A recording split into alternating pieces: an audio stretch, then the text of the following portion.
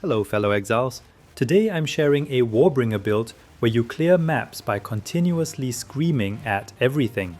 Hold down Seismic Cry, walk through maps, and everything dies to the sound of your warrior's lungs working overtime. It's loud, it's relentless, and surprisingly effective. War cries in PoE 2 have usually served supportive roles rather than dealing meaningful damage themselves. Many Warcry focused builds in previous leagues relied on strength stacking, paired with corrupted blood for damage output, though their mapping efficiency left much to be desired. This league, a combination of mechanical adjustments and the introduction of some new support gems, has made Warcries viable as standalone map clearing skills. The build utilizes Warbringer's Warcaller's Bellow Ascendancy node, which makes us ignore Warcry cooldowns entirely. Seismic Cry kills monsters with direct hit damage, while the same Ascendancy provides Corpse Explosion for pack clearing. For boss encounters, we switch to Shield Wall. Since Warcries can be cast while moving, this continuous mobility provides significant clear efficiency compared to many mace-based warrior approaches that require being stationary to deal damage. If you find this kind of build exploration useful, please consider subscribing. Now, let's start with how we scale the damage. Seismic Cry deals relatively modest physical damage by default. Since it lacks spell or attack tags, available damage scaling sources are limited. We can only amplify Warcry damage through certain ways, mainly skill levels, global damage modifiers, global physical damage modifiers, and gained extra damage. Skill levels provide the substantial foundation, so maximizing them becomes the first priority. The Seismic Cry gem needs to be corrupted to reach level 21. Paired with physical mastery support and a +3 levels Prism of Belief diamond, this reaches level 25. The +1 level to all skills modifier on amulets can push this higher if desired. On the passive tree, we allocate Warcry damage nodes alongside global damage increase sources, such as Lay Siege, which scales damage with block chance, and the Inspiring Ally cluster, which provides companion damage increases that also apply to our character. Warcry speed is critical for damage scaling. The faster we cry, the more global damage we get from the Deafening Cries node. Here's the problem. The passive tree has limited Warcry speed, and we don't have many jewel sockets to work with. The solution is the Adorned Diamond Jewel. This jewel can roll a very high multiplier that amplifies the stats on other corrupted magic jewel. When we socket corrupted rubies with Warcry speed and damage modifiers, the Adorned turns those increases into substantial ones. My current Seismic Cry has a 0.18 second use time. That's 22 casts in any 4-second window, which means 176% increased global damage from the Deafening Cries node alone. These investments established the foundation, but gained extra damage provides the largest damage multiplier. Chernobog's Pillar grants extra fire damage equal to our block chance. We also need a wand with 3 gained extra damage prefixes, ideally fire, cold, and lightning respectively. You can find many of them in the market as failed product of crafting for caster builds. The more rune sockets, the better, up to 3 total. Each socket can hold a rune granting 5% of damage gained as extra damage of each elemental type, providing 15% extra elemental damage total per rune. In my setup with 48% block chance, I gain 48% extra fire damage from Chernobog's Pillar. Combined with the wand, Seismic Cry gains 182% total extra damage. This brings us to Rakyata's Flow, a critical component of the entire setup. This support gem allows our hit damage to treat enemies' elemental resistance values as inverted. Enemies with high elemental resistance take more damage instead of less. Without this gem, the extra elemental damage we've gained from our wand and Chernobog's Pillar would be significantly diminished, especially in juiced maps. But don't obsess over maximizing Seismic Cry damage beyond a certain point. Once it efficiently clears white and blue monsters, it becomes sufficient. Corpse explosions take care of the rest.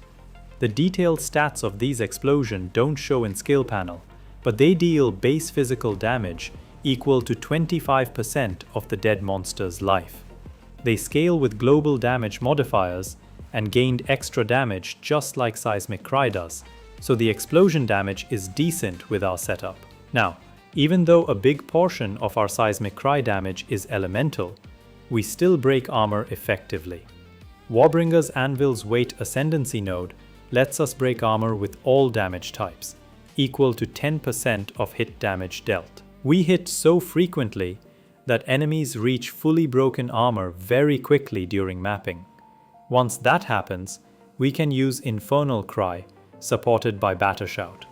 It consumes the fully broken armor debuff on mobs and creates physical damage explosions equal to 40% of the armor break value. This explosion also scales with global damage modifiers and gained extra damage. Battershout helps us kill faster in dense packs and supplements damage when there are no corps around, like in Simulacrums. With damage covered, we need to address movement speed. This is actually one of the trickier parts, but understanding it makes a huge difference in how the build feels. Movement speed faces two distinct challenges. First, equipped body armor and shields apply hidden movement speed penalties.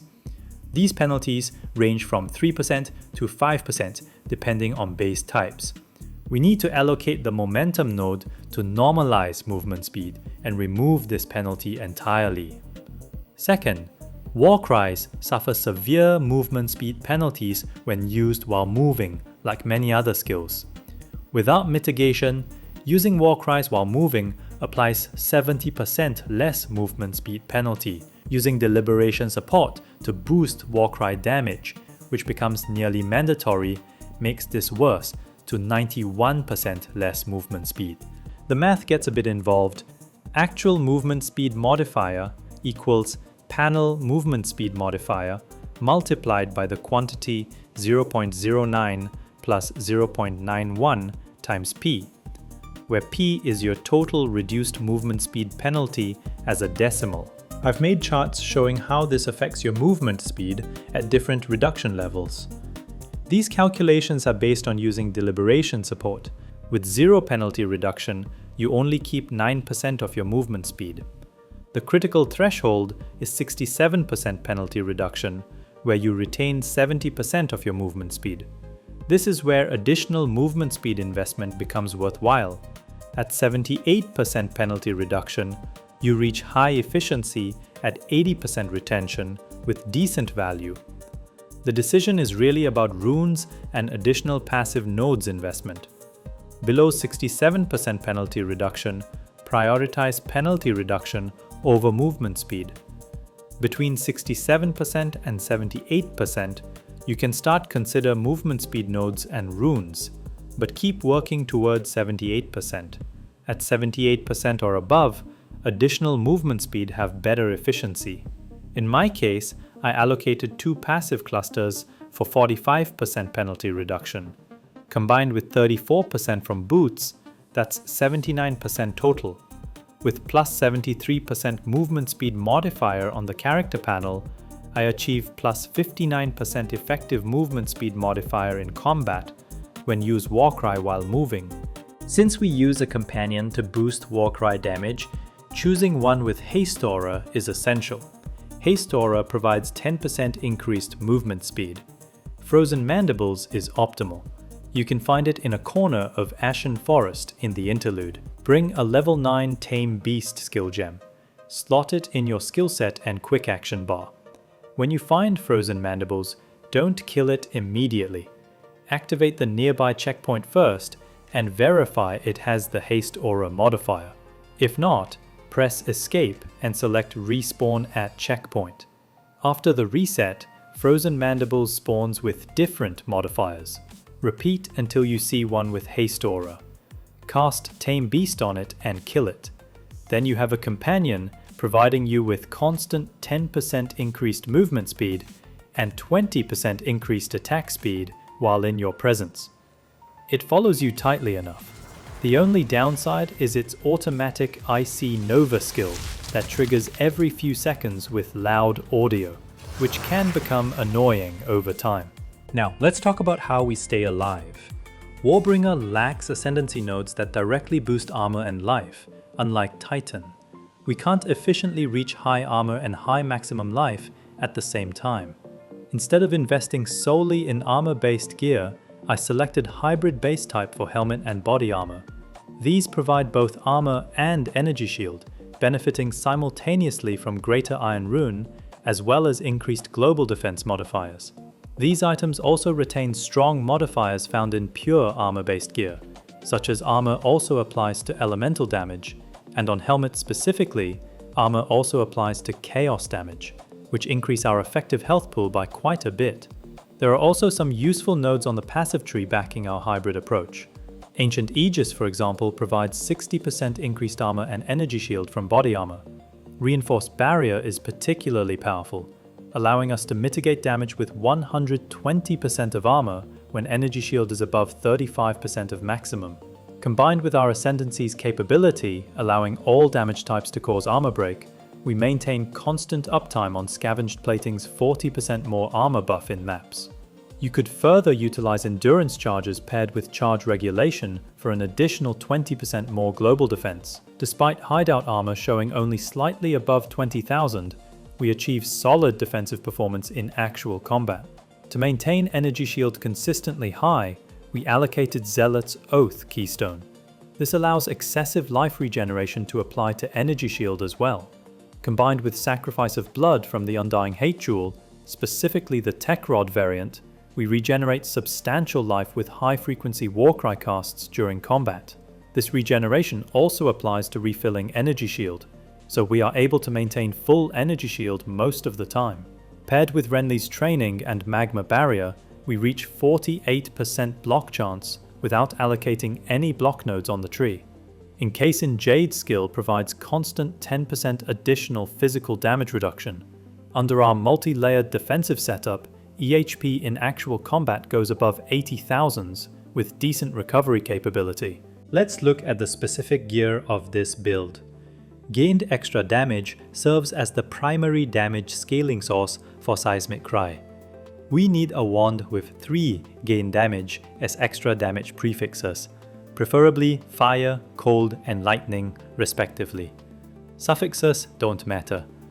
3 rune sockets would be ideal, budget permitting. Each socket allows a rune granting gain 5% of damage as extra damage of all elements, totaling 15% per rune. The wand base type doesn't matter. Ensure it is not a dueling wand, however. There is a bug that prevents companion activation when equipped with dueling wands. Offhand is Chernobog's Pillar, providing extra fire damage based on our block chance. Weapon set 2 handles Shield Wall for single target. Main hand uses a one-handed mace. The most important stat is +5 to levels of all melee skills. The 3 prefixes, including increased elemental damage with attacks, gain damage as extra damage, and increased damage against enemies with fully broken armor, all benefit Shield Wall, so are the skill speed runes. Shield Wall's damage scales with armor amount on shields. We use a shield with high armor count on offhand. All 3 prefixes should be armor modifiers. Suffixes prioritize armor also applies to elemental damage and additional physical damage reduction. The remaining modifier can be resistance or armor also applies to chaos damage. For the helmet, look for armor and energy shield modifiers on prefixes. Resistances, armor also applies to elemental damage, and armor also applies to chaos damage on the suffixes. Body armor shares similar priorities. Gloves use pure armor base, armor and maximum life on prefixes. Most importantly, +2 to levels of all melee skills on suffix. Attack speed and 100% increased effect of socketed items modifiers provide much needed smoothness for Shield Wall, up to 48% total increased attack speed with 2 attack speed runes. The gloves are tricky to craft, RNG dependent, and expensive if purchased directly from market, but only the +2 levels modifier affects shield wall damage, and none of these glove modifiers affect Warcry performance. If you can't land exact modifiers like mine, just target +2 to levels to all melee skills, and it performs adequately. Boots, on the other hand, are key for Warcry performance. Armour and movement speed on prefixes. For the suffixes, look for 100% increased effect of socketed items. Armour also applies to elemental damage, and the desecrated modifier reduced movement speed penalty from using skills while moving. This modifier is critical. Boots preferably need to be corrupted to 3 sockets, with penalty reduction and movement speed runes socketed depending on your situation. Please refer back to the formula for which runes and how many to use. Don't copy mine directly, since results might not be optimal for your specific case. The Darkness Enthroned belt is equally important. Get one with the modifier treating its own sockets as though they were boot sockets, and at least 100% increased effect of socketed items mod. Whether to socket movement speed or penalty reduction runes depends on your situation. For the amulet, we use Solar Amulet base for that extra spirit. Prefixes should be increased global defense, increased armor, and increased maximum energy shield. For the suffixes, we need plus levels to all melee skills. Remaining modifiers can be attributes, resistances, or skill speed. For both rings, look for maximum life and evasion modifiers in prefixes, resistances on suffixes. Evasion is useful since we allocate Iron Reflex on the passive tree, converting all evasion rating into armor. For the charms, get the Fall of the Axe silver charm for dealing with chilled ground in maps. Now, let me walk you through the passive tree. For Ascendancy nodes, allocate Anvil's Weight, Jade Heritage, Renly's Training, and Warcaller's Bellow. My character is level 97. The earliest you can start this build is level 91, when you can obtain at least 7 jewel sockets with a set of proper jewels. The PoE is in description. Starting here, get Relentless and Sturdy Metal.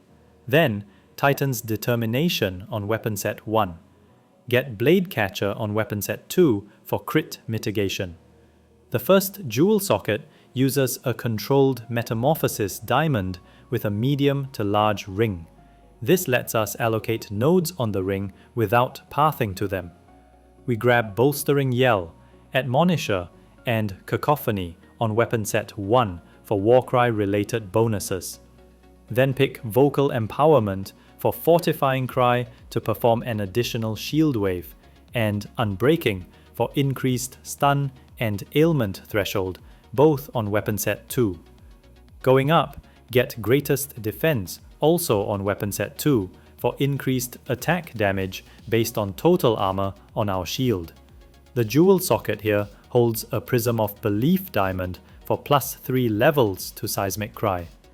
Then allocate Blood Magic to turn all skill mana costs to life costs. Get Deafening Cries, so we get 8% global damage increase for each Warcry performed in the past 4 seconds. Grab Guttural Roar on weapon set 1. This node allows Warcries to debilitate enemies, reducing their damage and movement speed. Then we get the In Your Face cluster on weapon set 2 for a total of 70% increased damage if we are in close range to the enemies. Up here, we allocate Ancient Aegis, boosting both our armor and energy shield from body armor. Take Zealot's Oath, so our excessive life regeneration goes to energy shield. The jewel socket here holds a Megalomaniac Diamond for Reinforced Barrier and Lay Siege. Reinforced Barrier allows defending with 120% of armor, if our energy shield is above 35% of the maximum. Lay Siege provides 1% increased global damage per 1% chance to block. On the top end, we have a Tech Rot variant of the Undying Hate Timeless Jewel, which converts the nearby elemental Equilibrium keystone into Sacrifice of Blood. This grants life regeneration per second, based on life spent on skills in the past 8 seconds, our main source of recovery. Back to the other side, we grab the Urgent Call cluster on weapon set 1 for Warcry speed. Then allocate the Tempered Defenses cluster for a total of 55% increased armor, and 30% of armor also applies to elemental damage. The jewel socket here holds a From Nothing diamond for Unwavering Stance, allowing us to access these nodes without pathing. Take Finality for 120% increased damage against enemies below 35% of health. Then Hail Heart for 15% life recovery rate, which boosts our life recovery from all sources. And Escalation for additional Warcry speed, as well as 20% global damage increase for each different Warcry performed in the past 4 seconds. The small Warcry speed node goes on weapon set 1, and also take Unyielding on weapon set 2, so we gain 15% increased attack speed if getting hit recently. Grab Leather-bound Gauntlets to gain additional evasion rating based on armor on our gloves, and also Iron Reflex to convert all evasion rating to armor. We access momentum through Amulet Anointment and lay siege through the Megalomaniac Diamond mentioned earlier. Here we have the Adorned Diamond, providing 90% increased effect of our corrupted blue magic jewels. The ruby in the jewel socket here provides 20% increased Warcry speed and damage by itself. Thanks to the Adorned Diamond, it now effectively offers 38% increased Warcry speed and damage instead. Then we allocate Spiked Shield on weapon set 2 for increased damage based on armor on our shield, as well as the Spray and Pray cluster on weapon set 1 for a total of 25% reduced movement speed penalty from using skills while moving. Then take the Acceleration cluster for 3% increased movement speed and 16% increased skill speed. We have another corrupted ruby here effectively providing 19% additional cold resistance and 38% increased Warcry speed and 34% increased Warcry damage. We take the Unhindered cluster on weapon set 1 for a total of 20% movement speed penalty reduction. Allocate the Inspiring Ally cluster for a total of 88% global damage increase when the companion is in our presence. The last jewel socket here also holds a Corrupted Ruby, effectively providing 9% additional chaos resistance, 36% increased Warcry speed, and 26% increased Warcry damage. Since I used a Megalomaniac Diamond to grab 2 key nodes, my passive tree pathing is just for reference. You can plan your passive tree pathing based on your actual situation and resources. The core is finding as many jewel sockets as possible, and on that basis, grab Warcry nodes, global damage nodes, and most importantly, movement speed penalty reduction related nodes. Let's take a look at the skills and support gem combinations. On weapon set 1, we have Seismic Cry, our main damage skill during mapping. Rakiata's flow is linked to it, allowing Seismic Cry's hit damage to treat enemies' elemental resistance values as inverted. Enemies with high elemental resistance take more damage instead of less. Then we link Uruk's Smelting, which helps Seismic Cry break enemies' armor faster, and pairs with Batter Shout on Infernal Cry to explode armor more frequently. Deliberation for 20% more damage and its 30% more movement speed penalty is countered with our 79% penalty reduction. Then Elemental Focus for 25% more elemental damage, and Physical Mastery for +1 level to the skill. Infernal Cry serves as supplemental damage. We linked Batter Shout support to it, enabling Infernal Cry to consume enemies' fully broken armor to trigger explosion and deal physical area damage equal to 40% of the broken armor value.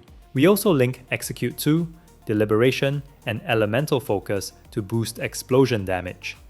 Bounty 2 is mainly for Charm Charge Sustain. Enfeeble Curse lowers damage from bosses. I don't use it often, but it's useful utility. On weapon set 2, we have Shield Wall, our main damage skill for single target and boss fights. Atalui's Bloodletting allows Shield Wall to gain 2% damage as extra physical damage per 10 life cost, essentially tripling Shield Wall's damage, given the skill's high cost from levels and support gem cost multipliers. We further boost damage with Concentrated Area, Heft, Brutality 3, and Rageforge 2. Fortifying Cry is also a damage skill for single target. Fortifying Cry itself does not deal damage directly. When we perform the cry near enemies or bosses, it triggers and stores shield waves. Each wave needs to be carried out by a subsequent shield attack to deal damage. The best practice is pairing Shield Wall and Fortifying Cry together. We linked Raging Cry to it, so we generate 16 rage stacks every time we perform the cry near a boss. We use Heavy Swing, Heft, and Brutality 3 to enhance damage. We also linked Life Leech 3 to allow Life Leech during our Fortifying Cry plus Shield Wall combo. Sunder applies Sundered Armor debuff to enemies already affected by fully broken armor. Both together make enemies have 40% increased physical damage taken. We linked Attack Speed and Area of Effect supports to Sunder. The remaining skills are active in both weapon sets.